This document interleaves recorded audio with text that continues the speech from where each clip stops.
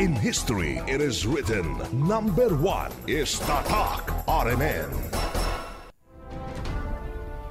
Kangit-ngit o mga suliran sa kalibutan, suliran sa mga kabataan, nagkadaiyang korupsyon sa katilingban, o bisan sa atong simbahan, adiksyon o suliran sa droga, panagbahin-bahin sa katawhan, sa relihiyon o tinuhuan, o guban pang mga suliran, unsay mga hinungdan na ining tanan. Tungod ni ini nahimugso na tao kining tulumanon, lamdag sa kahitasan, tulumanon nga muayag, mubatbat o mutubag na ining tanan. Uba na ining inyong sulugoan, Silbert Dundoyano alias Veritas. Lamdag sa kahitasan! Lamdag sa kahitasan! Ang maong tulumanon, inyong madungog matag adlaw, Lunes hangtod Sabado, sa may alas 6:30 ngadto sa alas 7 sa gabi. Ug sa adlawng Domingo, alas 2:30 ngadto alas 3 sa hapon.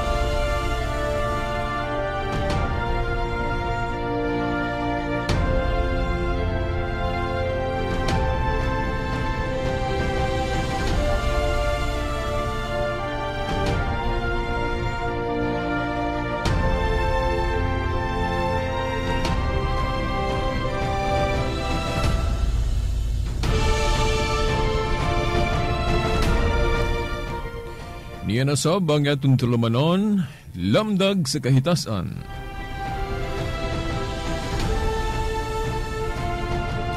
Kagahapon o kagabi atong nahisgutan ang may labot na sa kahayag diin maogyoy atong gikinahanglan sa atong kinabuhi dinhi sa kalibutan. Kahayag nga gikan sa Dios, no, o ang lamdag. Sa atong pagpadayon karon, atong sination pag-ayo kining mga kining pamaagi sa kangit-ngit kung unsaon taniya paglimbong, unsaon taniya pagpahilayo sa atong magbubuhat, no, ang Dios. Mangigsuon, simple kaayo ni kung atong mahuna-huna o mabati ang dapat natong mabati ni ining panahon karon, no?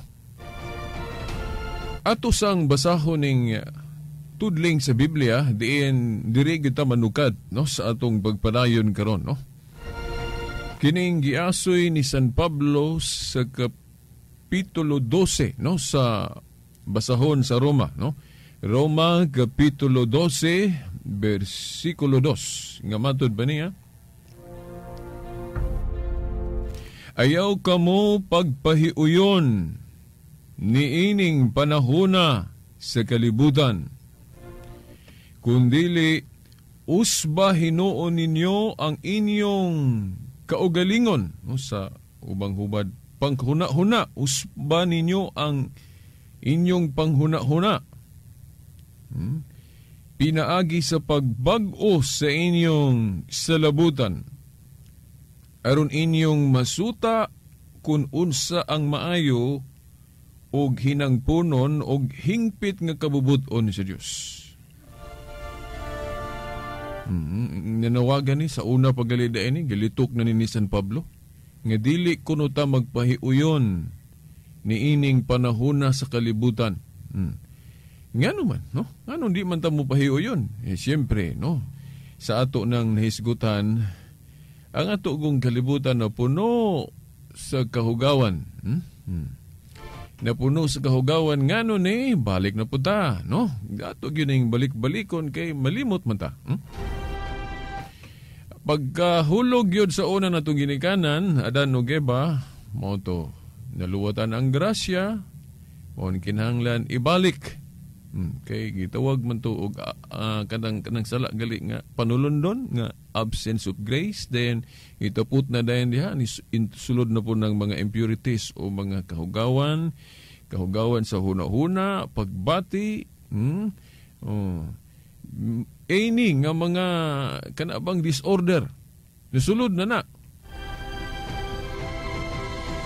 Muna nga kanabang ang atong dalan kung pasagdan ra gyud ta kitang tao nga wala bay mugiya na to, walay mulamdag na to, narabay mulamdag pero lahi mong klase sa lamdag, no? Kung pasagdan ra gyud ta, adili gyud ta masubay sa dalan gyud paingon sa angay gyud natong laktan, ang dalan paingon sa Dios.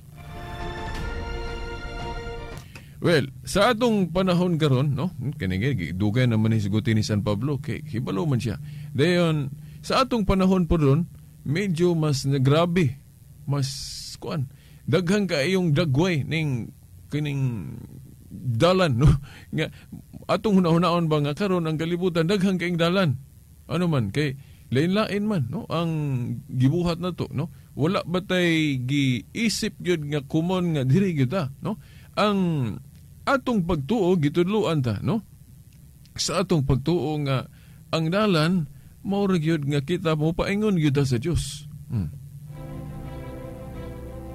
Unya unsaon na to pagpaingon sa Dios, no? Mo madugtong ta o mopaingon do sa Dios kung manalinghog ta aning mga tao nga iyang gikasangkapan sa mga propeta, katong mga manalagna, no? Nasa sa daang kasabutan, sila ni Moises, sila ni Daniel, Isaias, di na natuwa mamemorya, no? Dayon diri sa Bagong Testamento giklaro man na, subli na po nato Hebrehanon 1:1 ngadto sa 2 nga ang Dios nakig-istorya pinagi sa iyang bugtong anak nga atong Ginoong si Kristo, no? Ang Dios nga nagpakatao mao na nga si Kristo mao na ang atong dalan paingon sa Amahan.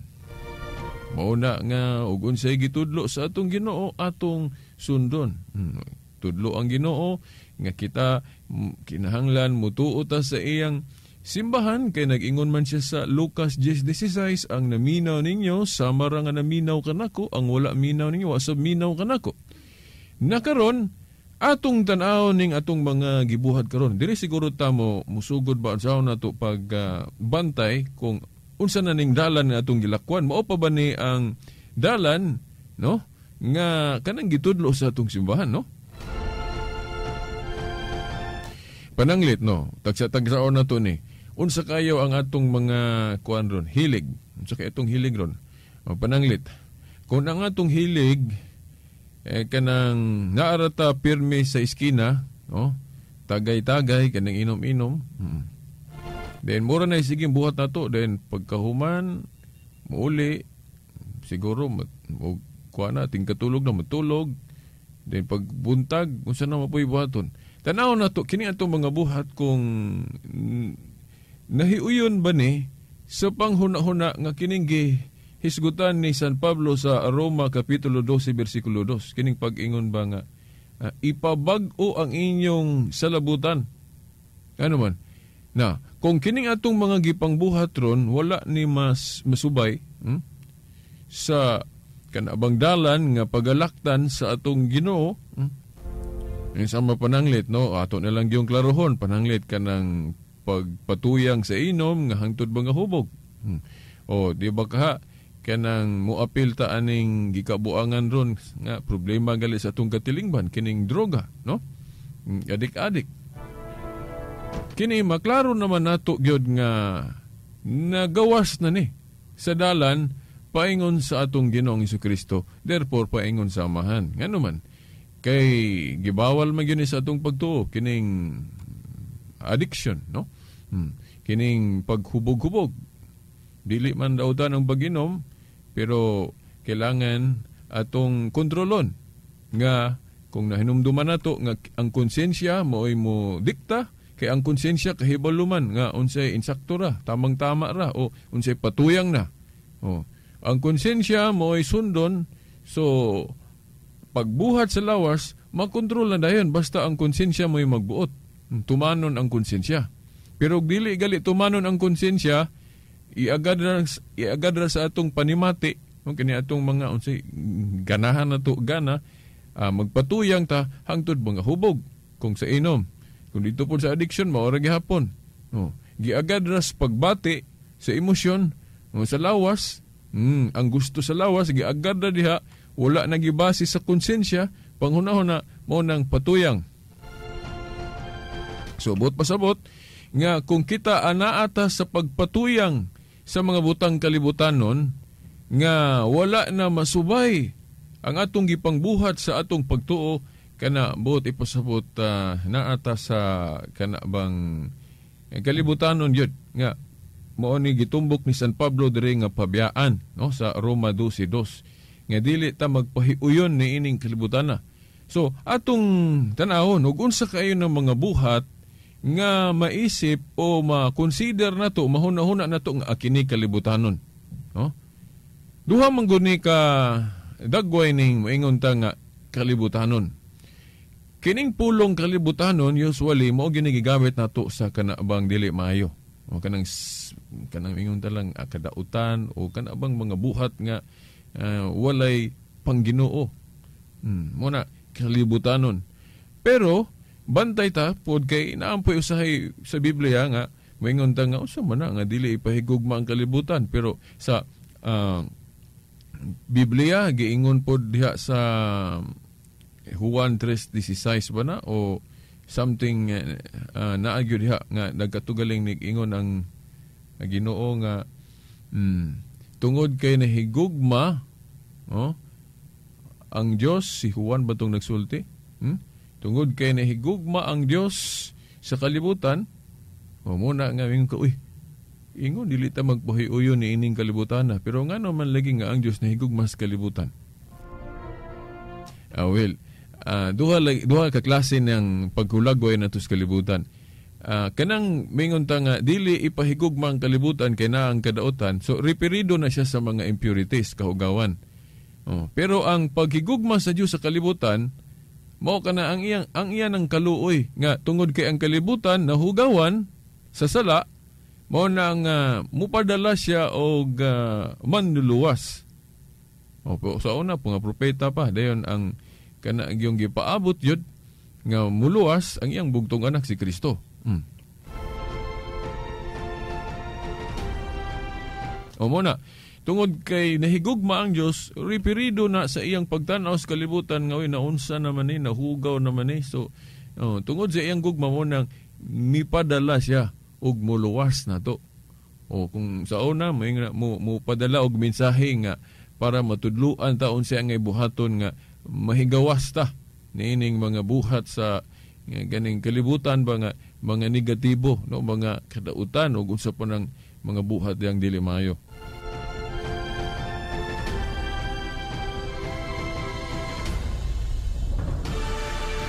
So mao na, no? So tanaw na to, no? Pananglit kitang mga ginikanan, no? Karon kung gawas tas daan, dayon sa pagtanaw na to sa mga eskina, dayon pa na example mga internetan, makita na to. Unsa man ay gipangbuhat diya sa atong mga bata diya.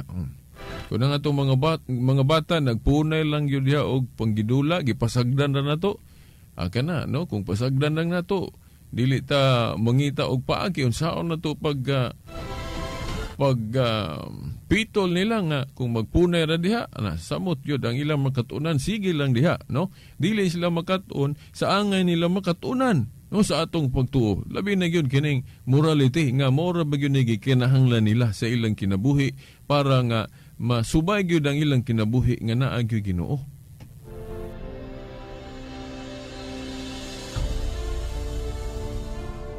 Dahil ay nahibawan po na to nga kini no ako kining nabantayan nga mga kuan pagali ni trabahante o empleyado pagyud sa gobyerno, no? Nga kuan mga profesional. Dayon inig human sa trabaho manggisabot nga asa magpaingon. Nga dito mag sige lang og kanang kalingawan. Daghang glasses kalingawan. Then kini inom. Hangtod lagi mga hubog. Niya mga professional na, no? Dayon wala nila lantawa unsay epekto sa ilang gibuhat ngayon ana, no? Kay atong hinumduman nga ug unsa gali atong buhaton, bot ipasabot mao nay atong gihimong ehemplo para sa uban nga makakita nato, di ba?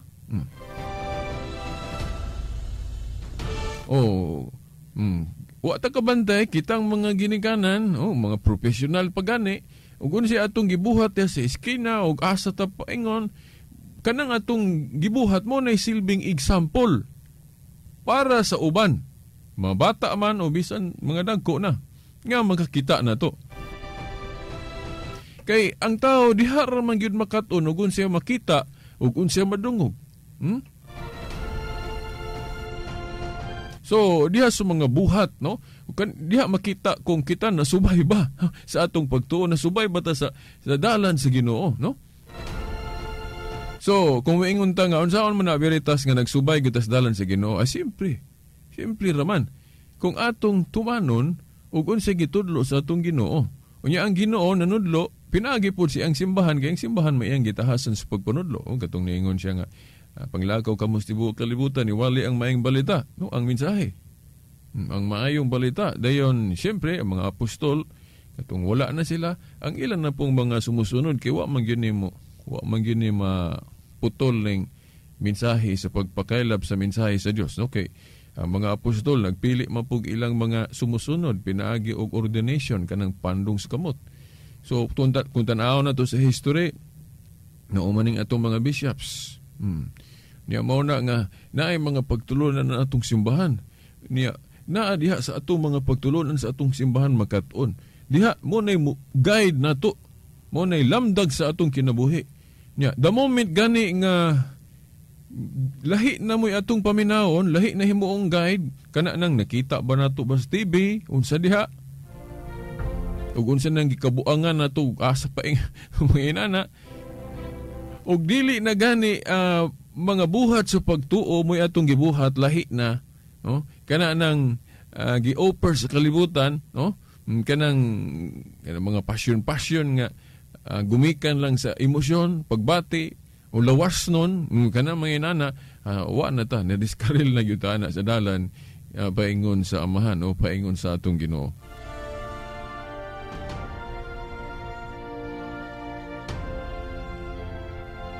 Please lang, no, mga ginikanan, no, di lang kay ginikanan, kitarong nakadungog, no, kay kini pagpukaw man nina to, no, pagpukaw nina to rong kitang nakadungog aning maong atong programa karon.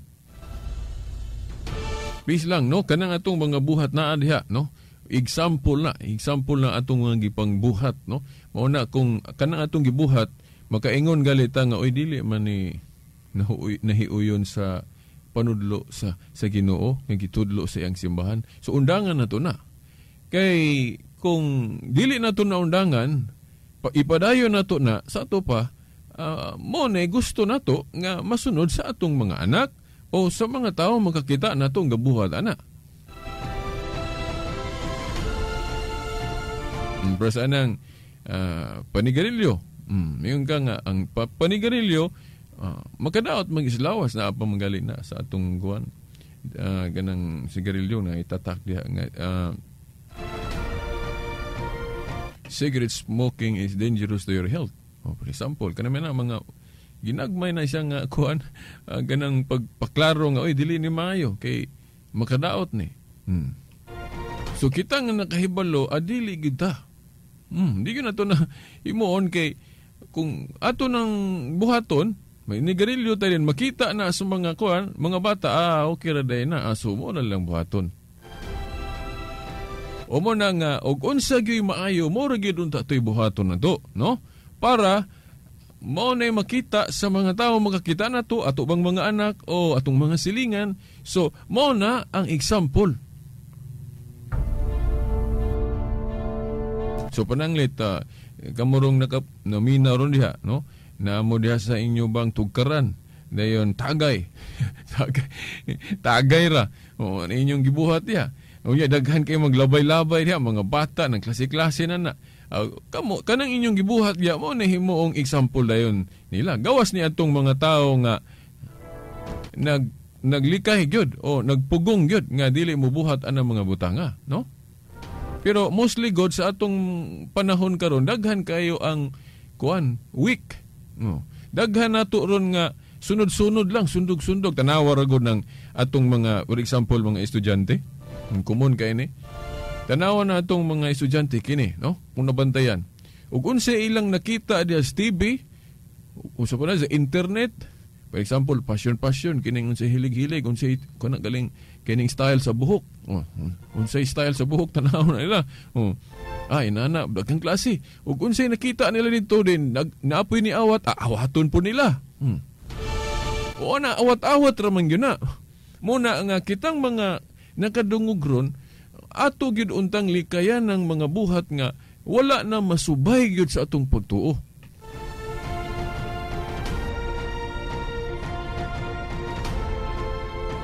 Yan karon, kanang mo sulod ko simbahan apadjud ko daghang makita nga mga babae nga wala masubay ang mga kanabang code ba sa kining modesty sa pangsuot ngano man na, no?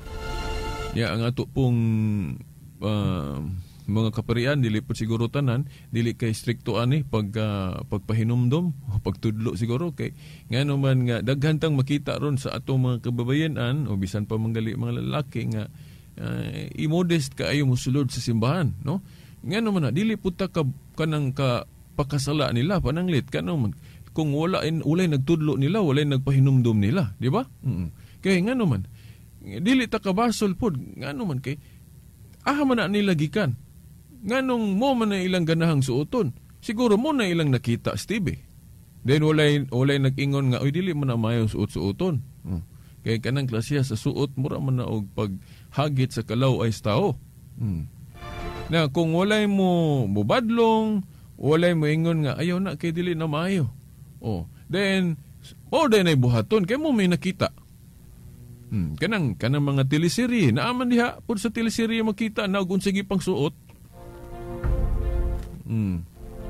Unsay mga gipang suot so awaton labi na kay ay artista man to mo ito iyang gisuot. Suoton pud na. Then kita mga ginikanan mapasagda na to ba? Okay, modern na lagi, modern. Okay. Bantayan na to ni atong moderno. Dili man ta supak anang modern nga panahon. Pero bantayan na to ning atong moderno. Unta, kung mopaingon ta sa moderno, nga dili ba maguba ang atong morality?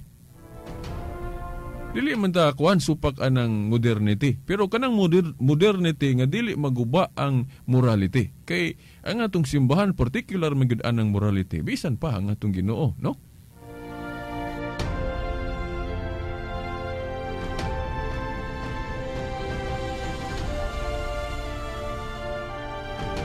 Pananglit karon sa may mga lugar na turon nga daghan kayong tao pananglit sa Boulevard. Ug na to sa Boulevard dun sa may buhaton na to diha. Tanaw na to. Kung ang atong buhat diha maayo, okay ra man nang kanang relax. Pero ayaw sa guli og kanang makita gali sa mga uban nga makakita nga mo kanang mugawas na sa atong code sa atong pagtuo.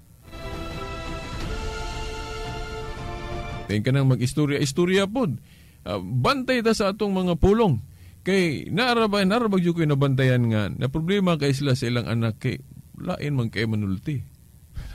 May pagka bastos man kay manulti. Bastos kay manulti nga naman kay ang ginikanan mo mampod. Manggiaway, magtiayon, gamit og mga pulong maot, di mo'y madungog sa anak. Dili ta ka-expect nga kanang anak makat-on pod.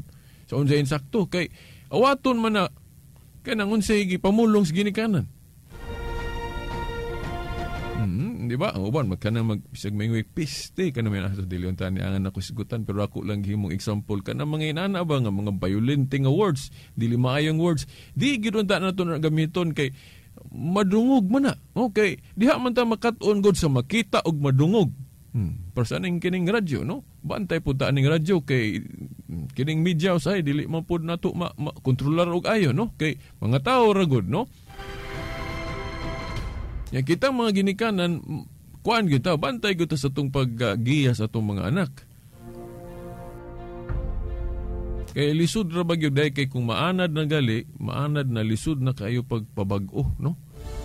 It takes time, unya hinoon, napagyod na oy panahon, no? Samtang buhi pa, no? Dako pagyod og panahon, pero matay lisod kayo, no? Kung pipilara ta ang nagkabanaan muna nga muhagit kita sa itong tulumanon nga sugdan yun nato kung wala pa nato ni masugdi. Kaya influensya ramang yun ni influensya, no? So,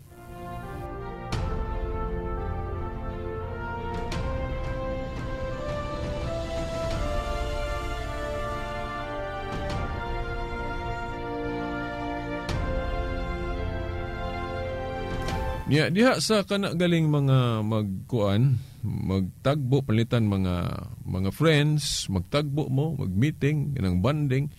Ang mas maayo siguro kung mag-istorya kanang ang topic gyud nga atong himuong topic kining unsaon nato pagtabang sa evangelization kanabang mission sa simbahan. Muna gyud nay gwapo nga topic gyud sa kanang magbanding-banding ta, no? Kay ang atong kalibutan ron, double time na taron, agis kahugaw, no? Dili lang kay sa simbahan ta mag-focus ani mga butanga. Kay grabe naman yung kahugaw ni atong kalibutan ron. So double time na ta. So kanang atong mga panahon unta, gamito na to na unsaon na to paglimpyo aning atong kalibutan, no? So ang atong mga topic unta, kanang importante nga unsaon na to pagtabang nga mahinay-hinay og usab, ma-change ni, no? Atong kalibutan. Yan, saan po, magbanding-banding ta, mga atong mga topic po sa mga istorya, katupong kalibutanon ra po kais nga tanan, no? So, tay makuha nga ikatampo para sa kasulbaran ni aning problema sa atong kalibutan.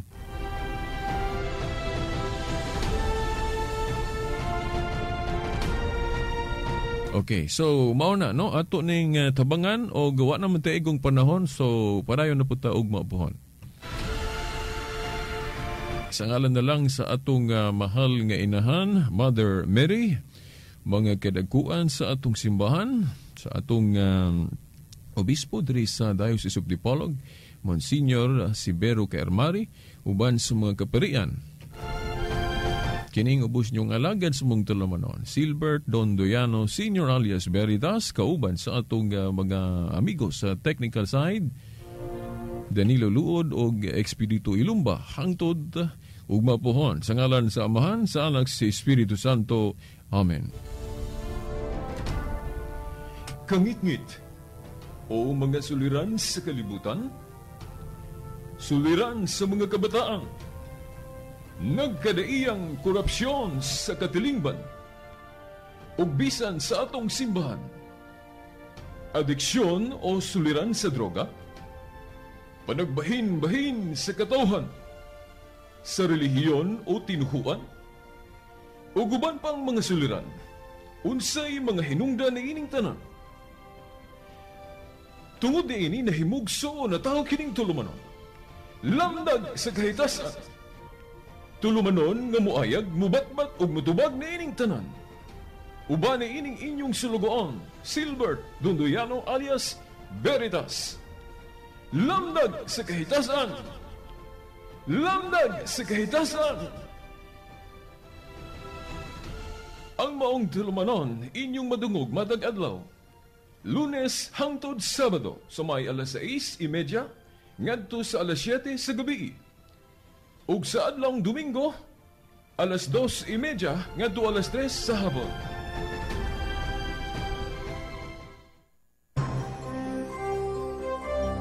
Ito ang DXDR 981 sa Dipolog, numero 1. Tatak RMN.